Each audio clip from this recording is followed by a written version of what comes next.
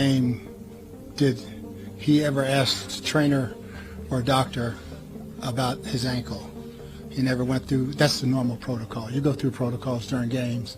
I was never notified of it. Yesterday we made 2 videos on Antonio Brown, one of them involving the statement that he made in regards to Bruce Arians and the Tampa Bay Buccaneers and their mismanagement of his injury that resulted in his meltdown. And in that video I said that before we finally can wrap this story up and come up with our own conclusions, we're gonna need Bruce Arians' response and the receipts of the texts that Antonio Brown is implying. And we got all of that in this video. For some reason, Antonio Brown is not only going after Bruce Arians, he's also going after Alex Guerrero, Tom Brady's polarizing trainers. So before we get to the content, man, we're giving away a subscriber that turns on our notifications on this channel $500. And in addition to that, we're giving away $500 to a follower on our Instagram at The Flight Mike. Now that we got all that out of the way, break!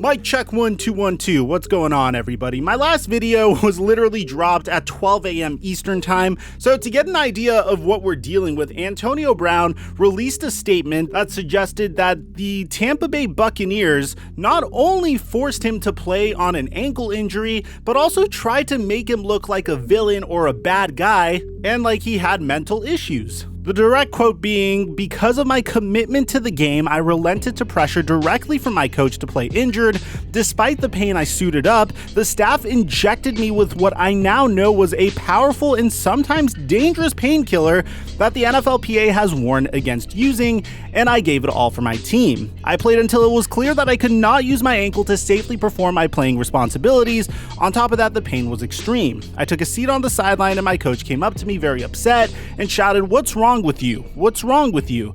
I told him it's my ankle, but he knew that. It was well documented and we had discussed it. He then ordered me to get on the field. I said, 'Coach, I can't.' He didn't call for medical attention. Instead, he shouted at me saying, 'You're done,' and ran a finger across his throat. Coach was telling me that if I didn't play hurt, then I was done with the Bucs." He then goes on to mention later on in this statement, which if you want our whole video on the statement, check out our previous video. We have a lot of information to get to in this video, so I don't want to recycle the information from our last video. But the only other important thing that pertains to this video that you should know from this statement is I didn't quit, I was cut. I didn't walk away from my brothers, I was thrown out. Being fired on the sideline for having a painful injury was bad enough. Then came their spin. Coach denied on national television that he knew about my ankle. That's 100% inaccurate. Not only did he know I missed several games with the injury, he and I exchanged texts days before the game where he clearly acknowledged my injury.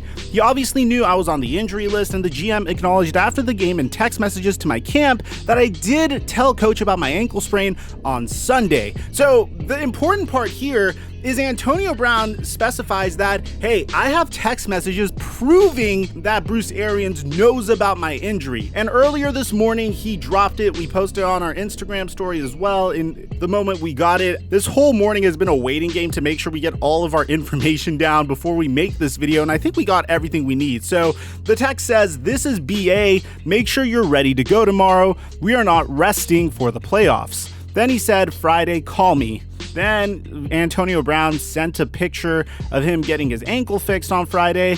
And you could see in clear Antonio Brown writing, because obviously it wasn't him writing the statement, but he said, "I'm all in, coach. Really can't get to full speed. I want to win, want to be there. If I wake up tomorrow, feel better, I'll be ready. Kind of rolled it outside on 2-point play. I want what's best for the team. Let me know when you're free. I'll call you." Bruce Arians says, "Come see me. I'm the morning. We'll talk it out. Definitely want you with us in case you're ready." Now, there's some things about this that are a little sketchy to me. And again, I'm not taking one side over the other here, because the Buccaneers have been very sketchy. And on top of that, Antonio Brown's side has been very sketchy as well. And in this case, why is Bruce Arians literally saying a week before, on December 30th, that this is BA, make sure you're ready to go tomorrow?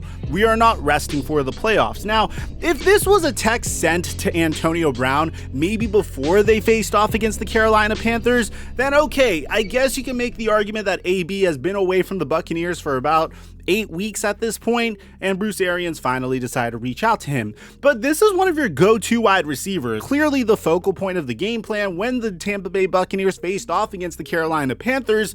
So it doesn't make sense that Bruce Arians is saying, yo, AB, this is my number. That's the one thing that I think is a little bit suspect, and considering the fact that Antonio Brown has tried to fake COVID vaccine cards and tried to forge information in the past, I'm a little skeptical. Now, I'm naturally a very skeptical person, but AB didn't only go after Bruce Arians. Surprisingly, in a very random turn of events, he also went after Tom Brady's extremely polarizing trainer, Alex Guerrero. So you can see in this text, hey AG, if we are not going to work anymore, that's fine. Let me know about the $100K I paid you. Only fair to get back half of my money. Let me know how to proceed. Alex Guerrero texted back saying, good morning, AB. I appreciate you reaching out to me. I completely understand that you want to go in a different direction. Thank you for the opportunity to work together. You are a wonderful person. I hope for your continued success on and off the field.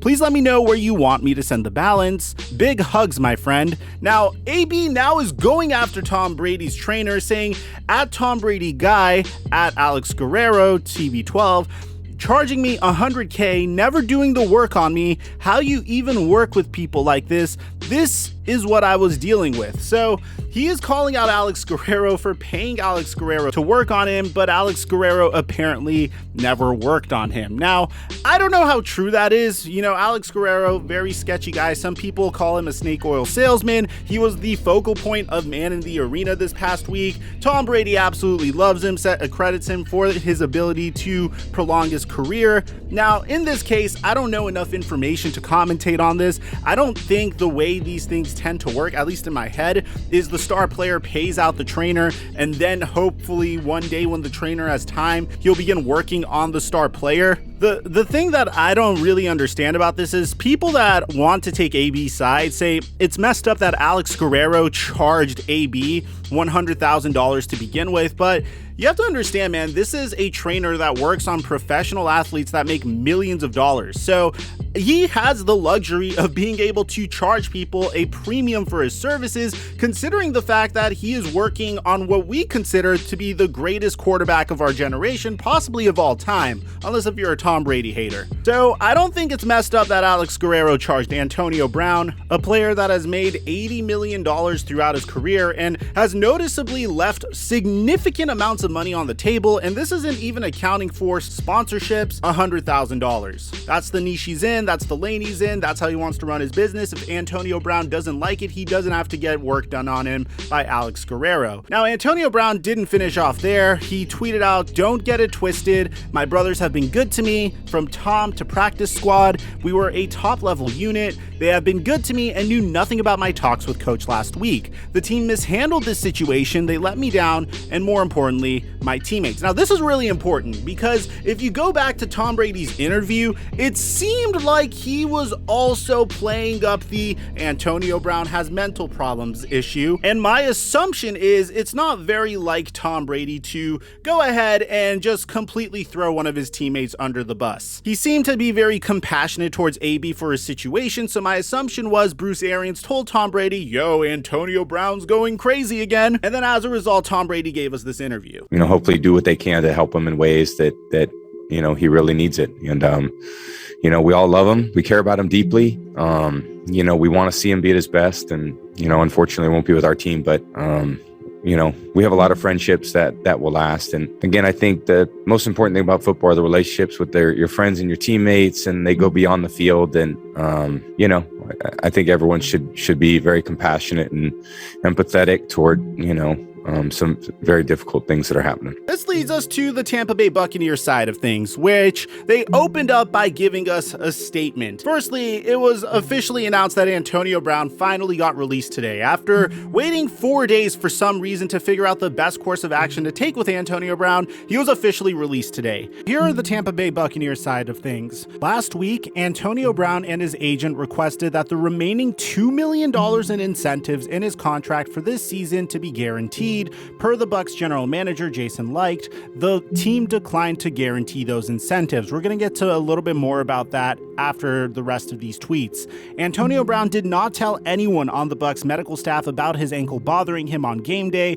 before the game against the Jets, or during it, per the Bucs general manager. The Buccaneers made what they call quote-unquote reasonable accommodations to bring this matter to a close early this week, if in fact Antonio Brown had an injury from the game and the wide receiver declined to cooperate. The Bucs have set up those appointments in Tampa Bay, but they knew Antonio Brown was in New York and they believed they were trying to oblige him. Antonio Brown and his agent declined to send the Tampa Bay Buccaneers his medical information from their doctor visit this week and still have not returned their calls. The Tampa Bay Buccaneers made 2 doctor's appointments in New York for Antonio Brown so they could place him on IR and pay him for the remainder of the year, and he missed both appointments. This leads us up all the way to the Tampa Bay Buccaneers official statement on the matter. The Buccaneers released a statement saying that the Tampa Bay Buccaneers have terminated the contract of Antonio Brown, effective immediately. While Antonio did receive treatment on his ankle and was listed on the injury report the week leading up to last Sunday's game,